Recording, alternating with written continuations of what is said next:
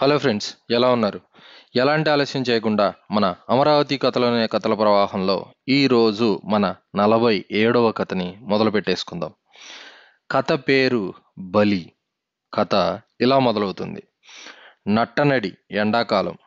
పడమటి సంబారం ఈ చెవిలోంచి ఈ చెవిలోకి దూసుకుపోతోంది. ఒళ్ళంతా ఉడికిపోతోంది. నేలంతా ఉడికిపోతోంది. చెట్ల మీద పక్షులు నీడ దొరక్క సెగలు పొగలైపోతున్నాయి. ఎండ ఎట్లా మండిపోతుంటే ఊరంతా కొలిమిలా తయారైంది. ఊరు రెండు భాగాలుగా చీలిపోయింది. పల్లపీతి తెలగాలు, మట్టపీతి గొల్లలు, శాలపేట చాకలిపేట కోమట్లు, బ్రాహ్మణ్యం అంతా రెండు వర్గాలుగా విడిపోయి పళ్ళు కొరుకుతున్నారు. హుంకరించి పిడికిళ్ళు బిగుస్తున్నారు. మధ్యస్థంగా ఉన్నవాళ్ళు ఎటూ చెప్పలేక నలిగిపోతున్నారు. ఈ రెండు వర్గాలకి ఒక పక్క సూరయ్య నాయకుడైతే మరో పక్క శేషయ్య అధిపతి. సూరయ్య 6 అడుగుల మనిషి, 100 ఎకరాల పొలం, 10 మంది పాలేళ్ళు, 4 రకాల వ్యవసాయం, దేవేడి అంత ఇల్లు, మంది మార్బలమున్న శేషయ్య కూడా అంత ఆస్తిపరుడే, అంతమంది మార్బలం కలవాడే. కనుకనే 2 ఏనుగులు ఢీకొన్నాయి.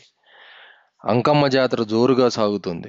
ఆ రోజు బోనాలు, వీరణాలు, కొమ్ముబూరలు, పంబజోళ్ళు, మాతంగి అడుగులకి అనువుగా మోగుతున్నాయి.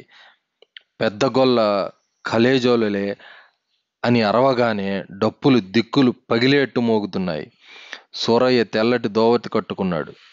వలబనీను పైగా గ్లాస్కో లాల్చి వేశాడు. అత్తకోడలంచు ఉత్తరీయం మెడకిరుపక్కలా వేలాడదీశాడు. పాలేళ్ళు, స్నేహితులు, బంధువులతో మీసం మెలేస్తూ బలిమేకతో ఠీవిగా పందిళ్ల వైపు నడిచాడు. మొత్తమంతా 50 మంది పరివారంతో సూరయ్య గుడి దగ్గరకొచ్చాడు. అటు చూస్తే ఆశ్చర్యం వేసింది. అటుపక్క శేషయ్య 100 మంది జనంతో సిద్ధంగా ఉన్నాడు. హుందాగా నుంచుని మీసం మెలేస్తున్నాడు శేషయ్య. అతను తెల్లటి దోవతి కట్టి అత్తకోడలంచు ఉత్తరీయం వేశాడు. సూరయ్య, శేషయ్య ఒకళ్ళనొకళ్ళు కొరకొరా చూసుకున్నారు. పళ్ళు పటపటా కొరుక్కున్నారు. జనం ఇద్దరు పెద్దల్ని, వాళ్ళ ముఠాల్ని చూసి ఏం గొడవ జరుగుతుందో అని బిక్కుబిక్కుమంటూ చూస్తున్నారు. సూరయ్య పంబలవాణ్ణి పిలిచి, ఏందిరా అలిసేం, మొదలెట్టండి బోనాలు, మన మేక అదుగో అన్నాడు. పాలెగాడు బంతిపూల దండ వేసిన మేకను తీసుకొచ్చి పోతురాజు బండ దగ్గర నుంచోబెట్టాడు. పంబలవాడు కొంగాల కత్తి తీసుకొని భయం భయంగా వచ్చి నుంచున్నాడు.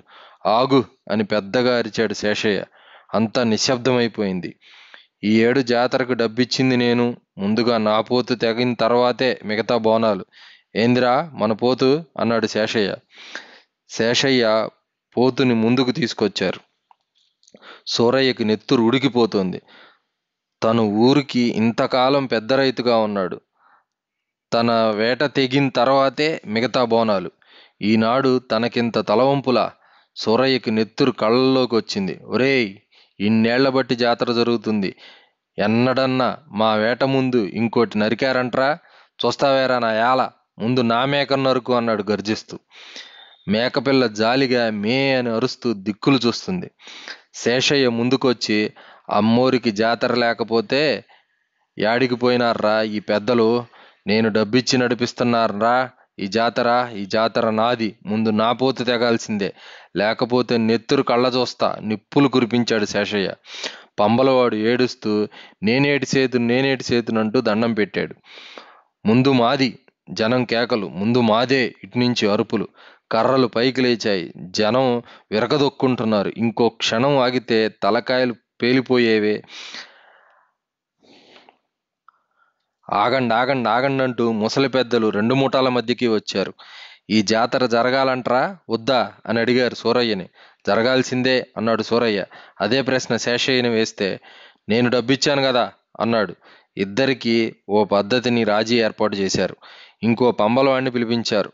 మరో కొంగాల కత్తి తెప్పించారు. 2 పోతుల్ని పోతురాజు బండ దగ్గర పక్క పక్కన నుంచోబెట్టారు. 1, 2, 3 అనేసరికి 2 పోతుల్ని ఒకేసారి బలిచ్చారు. జాతర అయితే సాగిపోయింది గాని సూరయ్యకి, శేషయ్యకి ఇద్దరికీ తృప్తి లేదు. వాడు నాకు దీటా, ఈ పుండాకోరు నేను సమానమా అని కొత్త ఉడికిపోయారు. జాతరైన 4వ రోజున శేషయ్య పొలంలో కుప్పలు తగలబడ్డాయి. అది జరిగిన వారం రోజుల్లో సూరయ్య అరక ఎద్దులు మాయమయ్యాయి. అది జరిగిన ఓ నెల రోజులకి సూరయ్య పాలెగాడి ఇల్లు తగలబడింది. ఆ తర్వాత శేషయ్య ముఠా వాళ్ళ ఇళ్లలో దొంగలు పడ్డారు. నిప్పు రాజుకుంది, బాగా రాజుకుంది. మంటలు లేచాయి. సూరయ్య పొలంలో పనిచేసే కూలీలు శేషయ్య పొలంలో పనిచేయరు. ఒకరితో ఒకరు మాట్లాడుకోరు. అలాంటి సమయాన శేషయ్య జనం డొంకలో సూరయ్య బండిని అడ్డగించి జొన్నల బస్తాలు దింపించారు. నిమిషాల్లో వార్త ఊళ్ళోకి పాకింది. సూరయ్య జనం కర్రలు బరిసెలు తీసుకొని డొంకలోకి పరుగు పరుగున వచ్చారు. ఇది తెలిసిన శేషయ్య ముఠా కూడా డొంకలోకి పరిగెత్తుకొచ్చారు. దొమ్మి జరిగింది. తలలు పగిలాయి, కాళ్ళు విరిగాయి, నెత్తురు చిందింది. అంతలో రెండు పక్కల నుంచి ఆపండి అని కేకలు.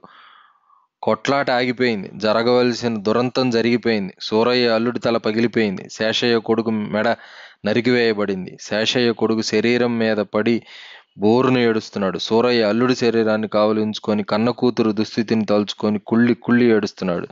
రెండు శవాలు ఒకేసారి శ్మశానానికి ఆ తర్వాత తీసుకొచ్చారు. ఒకేసారి దహనం చేశారు. సూరయ్య, శేషయ్య మల్లయ్య రేవులో స్నానాలు చేసి ఒడ్డుకు వచ్చి ఒకళ్ళనొకళ్ళు చూసుకున్నారు. ఆ చూపుల్లో కసి లేదు, పగ లేదు. పగబట్టడానికి, సాధించటానికి వాళ్ళకిక శక్తి లేదు. బతుకులో బహువిలువైంది ఇద్దరూ పోగొట్టుకున్నారు. ఇద్దరూ మల్లయ్య గుళ్ళోకి నడిచారు. ఎవరు గంటా కొట్టలేదు. దేవుడికి దండం పెట్టుకొని సూరయ్య శేషయ్య వైపు తిరిగి, ఏరా అంకమ్మ తల్లి బలి సరిపోయిందా అన్నాడు. శేషయ్య పొంగి వస్తున్న దుఃఖంతో సమాధానం చెప్పలేక సూరయ్యని కౌగిలించుకొని బోరుమన్నాడు. కథ సమాప్తం. హలో ఫ్రెండ్స్, ఎలా ఉన్నారు? మా అమరావతి కథలు అనే కథలు మీకు బాగా నచ్చినట్లయితే మమ్మల్ని సపోర్ట్ చేయడం కోసం please like, comment, share and subscribe to our channel. Thank you.